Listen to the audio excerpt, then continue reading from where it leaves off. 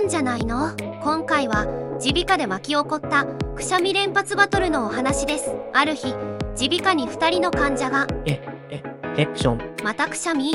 何かおかしいですか？風邪じゃないんです。何か鼻がムズムズして止まらないんです。先生、なるほど。アレルギーの可能性もありますね。何か心当たりは？最近新しい柔軟剤に変えたかもしれません。それだ。すいません、私もなんです。先生、あなたも？一体何が？私も鼻がムズムズしてくしゃみが止まらないんです。なるほど。詳しく検査しましょう。耳鼻科あるあるくしゃみバトル勃発。原因は一体何なのか？アレルギー？それとも？続きは動画で。